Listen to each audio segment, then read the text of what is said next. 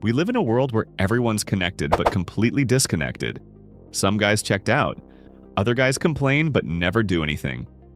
You're here, which means you're ready to learn a system that works in 10 minutes. But step 2 is the opposite of what society tells you to do.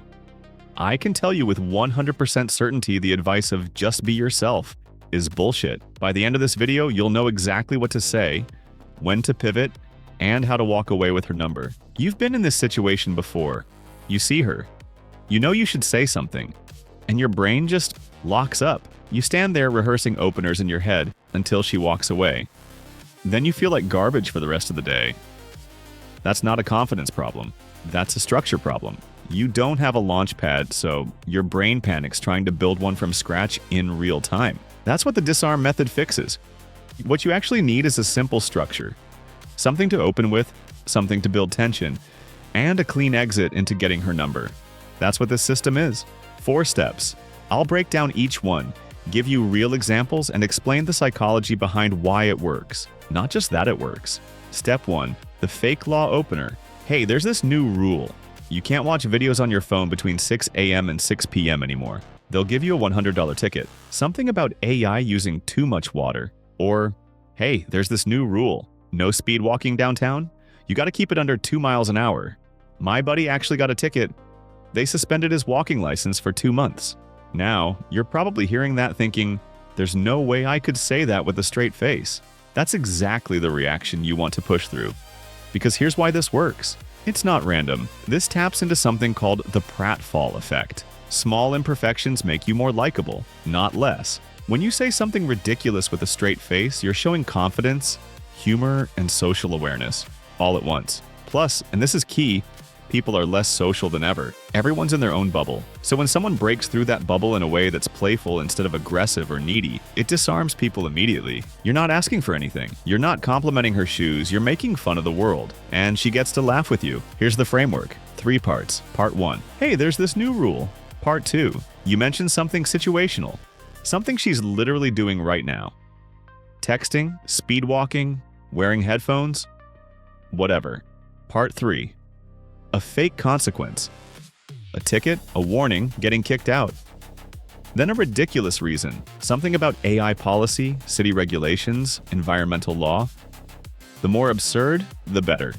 Step 2 is where most guys blow it. And it's the most important part. I call it the switch. She's going to react. She'll laugh, or she'll say, "You're not serious," or "I don't believe you." That's your signal. Now you pivot. You break character.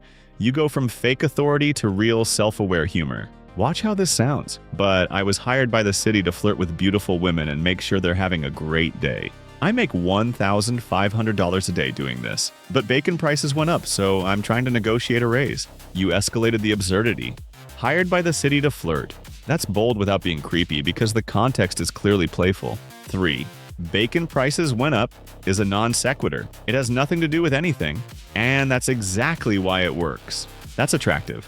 All right, so you've opened with the fake law, you've hit the switch, she's laughing. Now comes the part where most guys completely sabotage themselves. Step 3 sounds simple, but there's a rule that 90% of guys break within the first 30 seconds. I call it the no interview rule. You're probably thinking, isn't small talk the easy part? It's not. It's where most guys self-destruct without even realizing it. Here's the rule. Do not ask rapport questions. I know that sounds backwards. Every conversation guide says, ask questions, show interest. But here's the problem. When you lead with, "So what do you do? Where are you from? Where are you headed?" You sound like every other guy. You sound like a job interview. And she's had 100 of those conversations. You become forgettable instantly. Instead, make statements. Talk about your world. Let her opt in. Last week, some dork got mad at me because I walked in front of their camera while in the gym. Whatever. See the difference? You're not extracting information. You're sharing a vibe. You're giving her something to react to, not something to answer. And psychologically, this triggers what's called reciprocity. When you share openly, people naturally want to share back. But it happens on their terms. Not because you interrogated them. Keep it light. Keep it playful. Let the conversation breathe. When she asks you questions, that means she's investing, but don't force it. Let's get her phone number. I'm going to give you 2 options. One for when it's going great, and one for when you need to leave but want to keep the door open. The key here is directness. No, maybe we could hang out sometime if you want, no pressure. That's weak. She knows why you're there. Own it. Option 1. High energy. We look amazing today. Let's hang out. Give me your number real quick. Option 2. Smooth exit. I've got to run, but this was fun. Put your number in, and I'll text you sometime. Notice what both of these do. They assume the yes. You're not asking permission. You're not making it a big deal. You're treating it like the natural next step, because it is the natural next step. But what about rejection? Here's how you read it. When she's been laughing, asking you questions, leaning in, staying in the conversation when she could have walked away, she's already said yes with her body language. The number is just making it official. When she hesitates, don't push. Say, no worries. This was fun either way. The next woman you find attractive, run the disarm method. 10 minutes of practice is worth 10 years of what if. Well, I've been looking around, and you were the only girl here who's cute enough for me to even talk to.